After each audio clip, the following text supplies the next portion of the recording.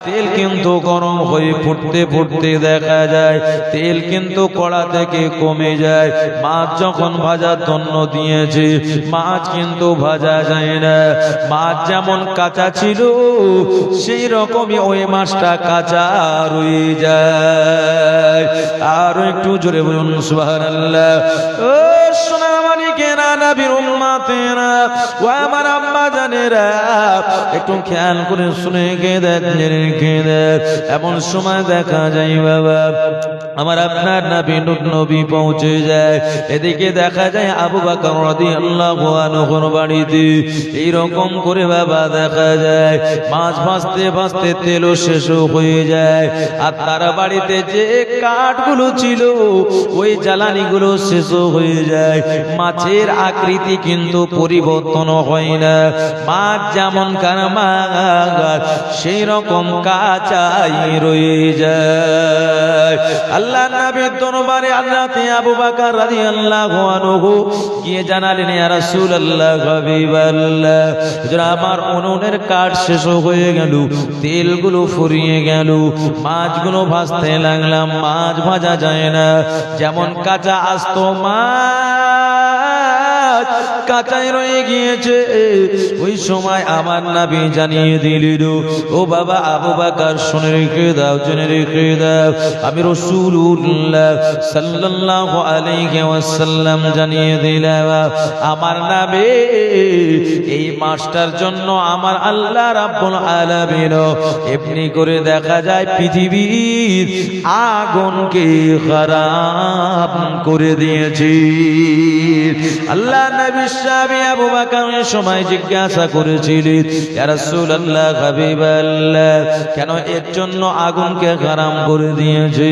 আল্লাহর নবী বলেছিলেন, ও বাবা আবু বকর, শুনে রেখে দাও, জেনে রেখে দাও, আমি রাসূলুল্লাহ জানিয়ে দিলাম এই বান্দা এক আলহাজি বান্দা, এমনি করে পানি জাহাজ করে হজ করতে আসি, আর সে আল্লাহর হাজী বান্দা আমার নামে অনেক দরুদ সালাম পাঠ করে, আর মাসটাও কিন্তু জাহাজের সঙ্গে সঙ্গে এই দরুদ সালামে দেওয়ানা হয়ে যায়। এই মাসটা এরকম আস্তে আস্তে এমনি করে মক্কাতুল মুকাররমার কাছাকাছি যখন চলে আসি, আর একজনা জেলে কিন্তু মাছ ধরতে ধরতে ও জালে পড়ে যায়। না না না, ওকে এনে কিন্তু বাজারে বিক্রয় করা হয়।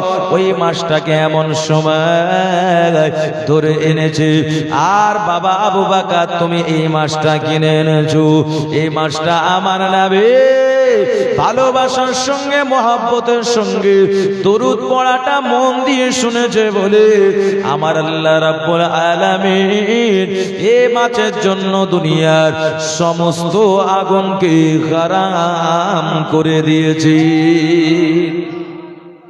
আর জোরে হবে না, আল্লাহ দুনিয়ার আগুন হারাম করে দিয়েছে।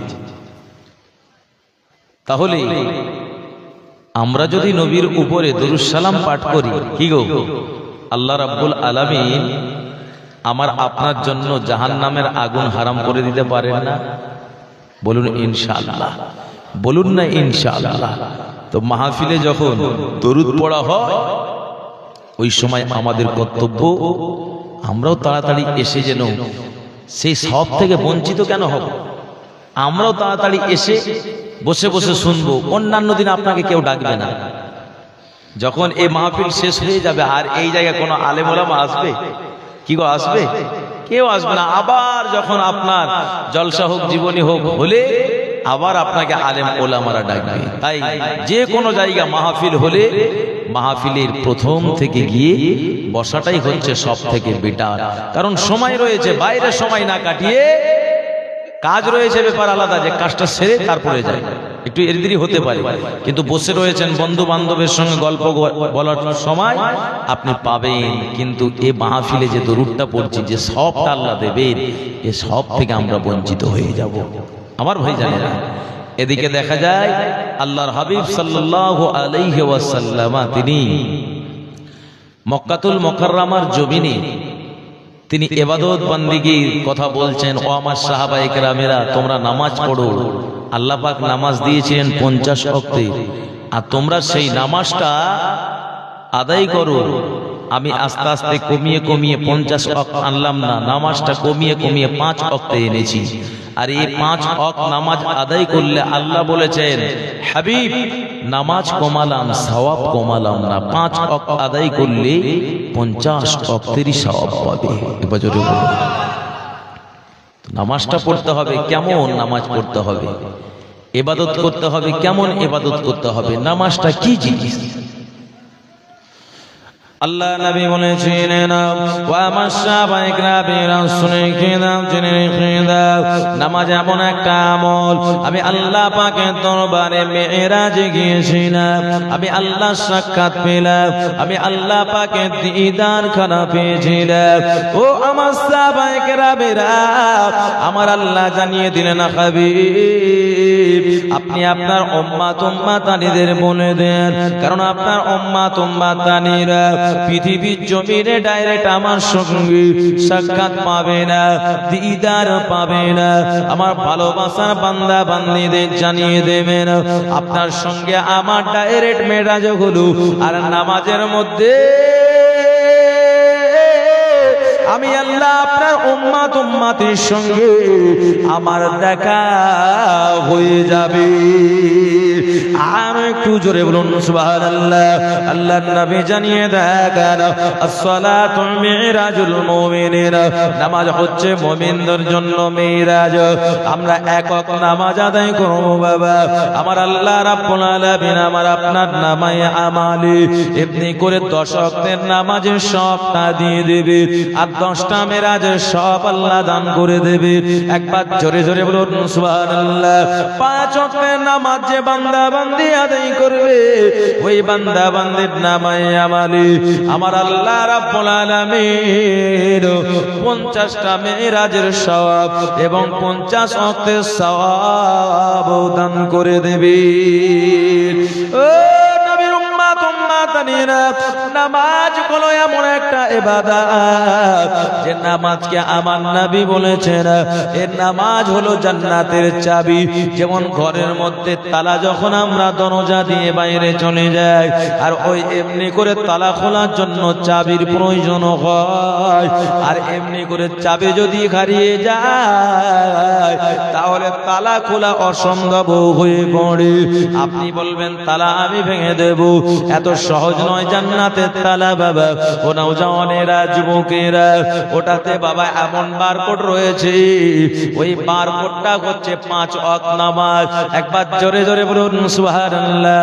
ও দুনিয়ার মুসলমানেরা, নবীর উম্মতেরা, সেই বারকোড আপনি যদি নামাজ না আদায় করেন, আপনি আপনার বারকোডটা ভুলে যাবেন, আপনার বারকোডটা থাকবে না। সেই বারকোডটা প্রত্যেক মুমিন বান্দা বান্দীদের আমার আল্লাহ রাব্বুল আলামিন কপালে দান করে দেয়। আল্লাহ যে বান্দা বান্দীরা আমার আল্লাহকে সিজদা করবে, ওই আল্লাহর নামাজি বান্দা বান্দীগণেরা আল্লাহ পাকের জান্নাতের সামনে দাঁড়ানোর সাথে সাথে তাদের বারকোড খানা পাওয়ার সাথে সাথে বাবা আল্লাহর জান্নাতের দরজা খানা খুলে যাবে। আর জোরে হবে না। যদি নামাজ না পড়েন, আল্লাহকে সিজদাই না করে, কি গো দরজা খুলবে? হ্যাঁ, আল্লাহ বলবে যাও বান্দা জান্নাতে যাও। যখন জান্নাতে আল্লাহ যেতে বলবে, আপনি জান্নাতে যাবেন, গিয়ে দেখছে যে আপনার দরজাই খুলছে না জান্নাতের। জান্নাতের যখন দরজা খুলছে না, তখন আবার আপনি আল্লাহর কাছে আসবেন। আল্লাহ বলবেন কি হয়েছে বান্দা? আল্লাহ বলবেন কি হয়েছে বান্দা? ওই সময় বলবে আল্লাহ আপনি তো জান্নাতই করলেন, কিন্তু জান্নাতের কাছে গেলাম, কিন্তু জান্নাতের দরজাই খুলল না, কি করব? আল্লাহ বলবেন জান্নাতে যাওয়ার জন্য তো একটা বারকোড রয়েছে, সেটা কি তোমার কাছে নেই? তোমার কাছে সে বারকোডটা নেই, সেটা কি? আমার নবী বলেনি as-salatu মিফতাহুল জান্নাহ। একবার জোরে বলুন সুবহানাল্লাহ। নামাজ হচ্ছে জান্নাতের চাবিকাঠি, এটাই হচ্ছে নামাজই হচ্ছে বারকোড। তুমি কি নামাজ পড়োনি? আমাকে সিজদা করোনি?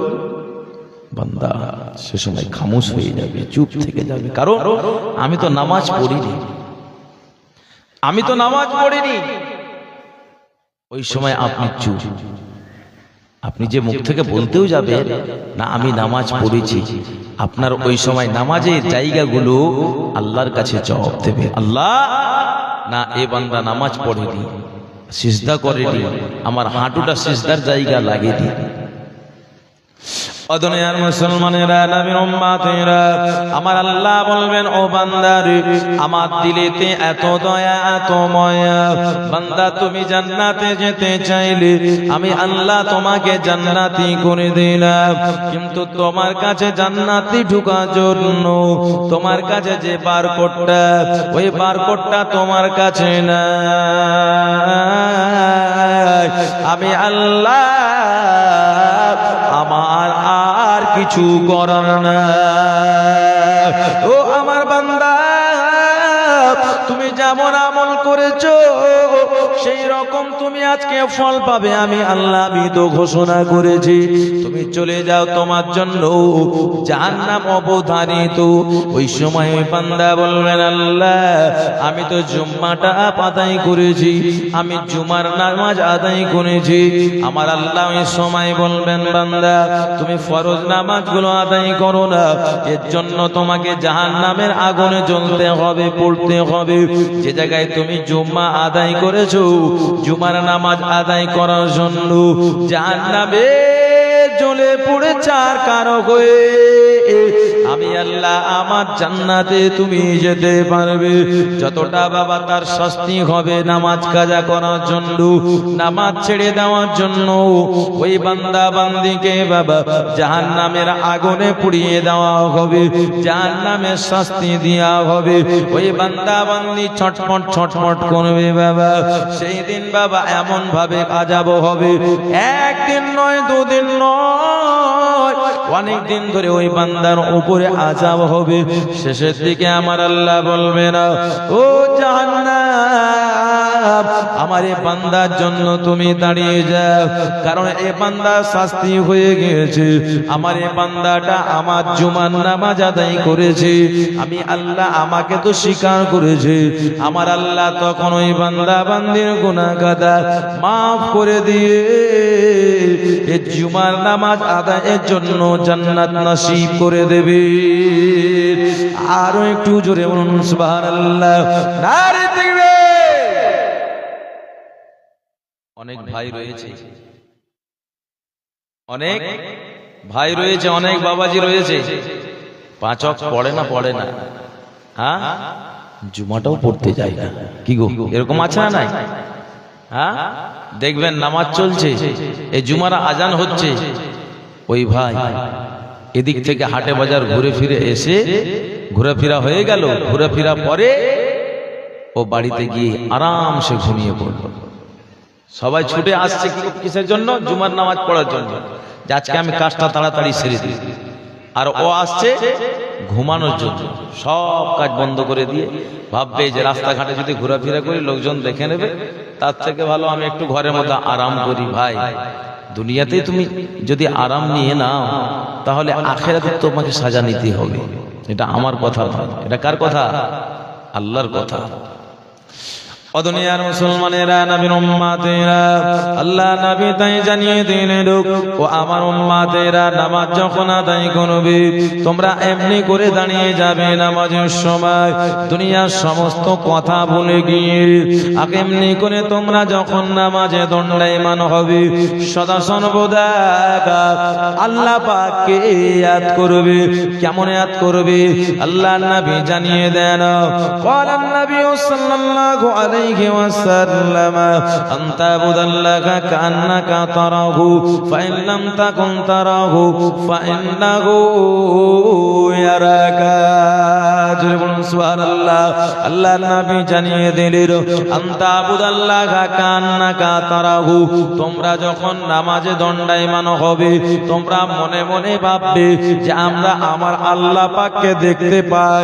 আর এমনি করে দেখা যায় ফাইল্লাম তাকুন তারাহু, যখন তোমরা দেখতে পাবে না যে আল্লাহকে আমরা দেখতে পাবি না, ও নওজওয়ানেরা, যুবকেরা, তখন তোমরা মনে করবে না না না আমার আল্লাহকে আমরা দেখতে পাই না, স্বয়ং আমার আল্লাহ আমাদের দেখে।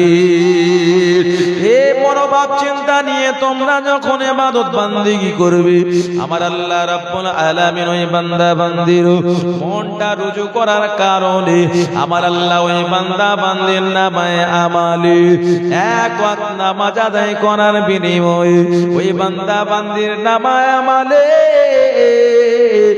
10টা মেরাজের সওয়াব দিয়ে থাকে। আর একটু জোরে বলুন। আমি নামাজ আদায় করছি, হ্যাঁ, আল্লাহু আকবার। আমি জলসায় কখন যাব, কিভাবে যাব, হ্যাঁ, সূরাও পড়ছি, এদিকে ধ্যানটা আমার ওদিকে আছে। এতদূর কিভাবে পৌঁছাবো? আপনি ব্যবসা করছেন, আমি কখন নামাজ আদায় করে আমি তাড়াতাড়ি গিয়ে দোকানটা খুলবো, হ্যাঁ, আপনি কোদাল মারছেন, জমি চাষ করছেন, বাড়িতে গরু পুষছেন, তাড়াতাড়ি নামাজটা শেষ করে আমি ছুটে যাব কোথায়? ঘাস কাটতে, জমি খুঁড়তে যাব। আপনার এই ভাবনা চিন্তা থাকলে আল্লাহর সঙ্গে মেরাজ হবে কি গো? আল্লাহর সঙ্গে মেরাজের সওয়াব পাবেন না। তাই নবী শিখিয়ে দিলেন, তোমরা নামাজ পড়লে ভাববেন আল্লাহ সামনে দাঁড়িয়ে রয়েছেন। একবার জোরে বলুন। আমরা আল্লাহকে দেখছি, আল্লাহকে দেখতে না পেলেও রাসূল বলছেন তোমরা মনে মনে করবে আল্লাহ পাক আমাদের দেখছেন। তাহলে আমার আল্লাহ বলবেন, আমার বান্দা যে বলে যে আমরা দেখতে পাই না, আমার আল্লাহ আমাদের দেখছেন, আমি আল্লাহ আমাকে দেখার সওয়াব আমার বান্দার নামাই আমালে দিয়ে দেব। একবার জোরে বলুন সুবহানাল্লাহ। আল্লাহর নবী বললেন, যখন তোমরা সিজদায় যাবে তখন তোমরা মনে মনে ভাববে আমরা সিজদা করছি ফাঁকা জায়গা নয়, আমরা সিজদা করি আমাদের সৃষ্টিকর্তার কুদরতি কদমে। একবার জোরে বলুন সুবহানাল্লাহ। মানুষের পা যখন ধরে নেবেন, আপনি যখন দেখবেন আপনার ভুল যতই হোক না কেন, হাত জোড়ো করলেই ওই মানুষটা বলবে, আমার কাছে হাত জোড় করেছে, হাত জোড় করেছে, ভাই ক্ষমা চাইছি আপনার কাছে, আমি অন্যায় করেছি, ভুল করেছি, ক্ষমা করে দেন। অটোমেটিক আপনার অন্তরটা ফেটে যাবে। হ্যাঁ, আর আল্লাহ তো আপনার অশেষ রহমতওয়ালা, মেহেরবান। আল্লাহর কাছে আমরা যখন মনে মনে ভাববো আল্লাহর কুদরতি কদমে সিজদা করি, আমাদের পাহাড় পাহাড় গুনাহগুলোকে আল্লাহ ওই সিজদার মাধ্যমে মাফ করে দেবেন। একবার জোরে বলুন। সব রাস্তা আল্লাহ রেখেছেন, কিন্তু আমরা সেই রাস্তাগুলো নিতে পারি না। ও দুনিয়ার মুসলমানেরা, নবীর উম্মতেরা, ও সোনার মানিকেরা, দুনিয়া দুনিয়া করে দেওয়ানা হয়ে যান না। আমার আম্মা জানদের একটা বাহানা, কারণ আমাদের তো জুমারে আমরা কি করব? যাক পাঁচ ওয়াক্ত নামাজ তো আদায় করতে পারি না। ও আমার আম্মা জানেরা, শুনে রেখে দেন, জেনে রেখে দেন, আপনাদের মতো সহজ রাস্তা নেই জান্নাতের। সব থেকে সহজ রাস্তা হলো জান্নাত পাওয়ার। মা বোনদের, ও আমার আম্মা জানেরা, আপনারা পরনিন্দা পরচর্চা করবেন না, আপনারা গালমন্দ করবেন না, আপনারা এমনি করে এর কথা ওকে লাগাবেন না। আপনারা আপনাদের নিজের যৌবনটাকে বাঁচিয়ে রাখবেন, নিজের স্বামীর কথা মতো চলবেন। স্বামী যদি অন্যায় পথে চলে, আপনারা মা আপনাদের কর্তব্য হলো আপনাদের স্বামীদেরকে বোঝানো। এমনি করে আপনার স্বামীটা যদি নামাজ না আদায় করে, আপনার স্বামীকে বারে বারে বলবে, ও আমার স্বামী আমি নামাজ আদায় করি। এমনি করে দুনিয়া জমিনে দুজনে আমরা আনন্দ উপভোগ করে চললাম, কিন্তু ইন্তেকালের পরে কি আমরা এক জায়গা হব না? স্বামী ওই সময় বলবে, না না না, এক জায়গায় হব। কি করে হবে? কারণ আমি নামাজ আদায় করি, তুমি তো নামাজ আদায় করো না। ও আমার স্বামী, আমি যদি নামাজ আদায় করি আল্লাহ খুশি হয়ে আমাকে জান্নাত দেবে। ওই সময় স্বামী যদি বলে যে তুমি কি আমাকে নিয়ে যাবে না জান্নাতে, ওই সময় আপনার রাস্তা রয়েছে, আমি কি করে তোমাকে জান্নাতে নিয়ে যাব? কারণ তোমাকে নামাজ আদায় করতে আল্লাহ বলেছে, আমিও বলেছি, কিন্তু তুমি নামাজ না আদায় করলে আমার আল্লাহ রাব্বুল আলামিন তোমাকে জান্নাত কিভাবে দেবে? এটা তো আমার মাথায় আসে না। ও আমার স্বামী, নামাজ আমরা একসঙ্গে আদায় করব, এমনি এমনি করে আমি নামাজ আদায় করে তুমিও করো। আমার আল্লাহ আমাদের দুনিয়ার ভালোবাসা কবুল করে নিয়ে জান্নাতের মধ্যে আমার আল্লাহ রাব্বুল আলামিন স্বামী স্ত্রীকে এক জায়গা জান্নাতি করে দেবে। কি গো আমরা চাই না পৃথিবীতে আমরা স্বামী স্ত্রী একসঙ্গে এখানে যাব ওখানে যাব, যদি ছেড়ে চলে গেল কোথায় গিয়েছিলে? শ্বশুর বাড়ি গিয়েছিলাম, তোমার বাবার বাড়ি। হ্যাঁ বলে তুমি গেলে আমাকে ছেড়ে গেলে? যদি বলে কোথায় গিয়েছিলে? এই গিয়েছিলাম তোমার বোনের বাড়ি। হ্যাঁ ঘুরতে ঘুরতে ঢুকে গেলাম, এই তুমি আমাকে নিয়ে গেলে না? উরি তুমি ওই জায়গায় যাবে, ভালো জিনিস একসঙ্গে যাবে, তুমি আমাকে ছেড়ে কি করে গেলে? কোথায় গিয়েছিলে? মালদা গিয়েছিলাম। কোথায়? ও মুখ জায়গায় বিরিয়ানি খেতে নিয়ে আসলে, বিরিয়ানি নিয়ে আসলো, ও আমাকে সঙ্গে নিয়ে যেতে, আমিও যেতাম সেখানে খেতাম। কি স্বামী স্ত্রীর মেল মহব্বত! কি গো হ্যাঁ। আর এই দুনিয়াতে এত মেল মহব্বত কতদিনের? 35-40 বছরের, তার বেশি নয়। কি ভুল বলছি? আপনি 20-25 বছর বয়সে বিবাহ করছেন, 60-70 বছর এখন গড় অনুপাত হচ্ছে, মানুষ মারা যাচ্ছে, এদের গড় অনুপাত ধরে নেন 50 বছর গড় অনুপাত। কারো 60-70-80 যায়, কিন্তু ম্যাক্সিমাম মৃত্যু হচ্ছে 40+। তো গড় অনুপাত এখন দেখাচ্ছে আপনার 50 বছর, 55 ধরে নেন, 60 ধরে নেন, তাহলে কত? 40-45, খুব জোর 50 সাংসারিক জীবন, তার তো বেশি নয়।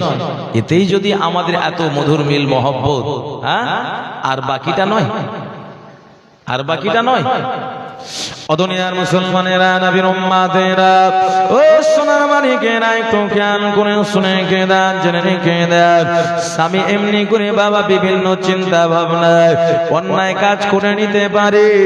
আমার আম্মা জানেরা তারা বাড়িতে বসে বসে লক্ষ্য রাখতে পারে, না না না আমার স্বামীটা নামাজ আদায় করে না, আমার স্বামীকে আমি নামাজ ধরাবো। ও আমার আম্মা জানেরা, আপনার স্বামী যখন নামাজ আদায় করবে আপনার কথায় মনে রাখবেন, আপনি একমাত্র আপনার স্বামী নামাজ আদায় করার কারণে যে নেকিটা পায়, আপনার কথার জন্য নামাজ ধরেছে, আমার আল্লাহ রাব্বুল আলামিন আপনার স্বামী আপনার কথা মেনে নিয়ে সে নামাজ আদায় করবে, আপনার স্বামী যতটা নেকি পাবে আমার আল্লাহ রাব্বুল আলামিন তার স্ত্রীর নামায় আমালে ততটা নেকি দান করে দেবে। একটু খেয়াল করে শুনে কেদান জেনে কেদার। অনেক মায়ের স্বামীরা সুদের টাকা ছাড়ে। ও আমার আম্মা জানেরা, আপনাদের অন্তরে আল্লাহর ভয় রয়েছে, এমনি করে আপনাদের ডর রয়েছে, আপনারা সজাগ করে দিন আপনাদের স্বামীদেরকে, কারণ আপনার স্বামী এমনি করে সুদের ব্যবসা করে।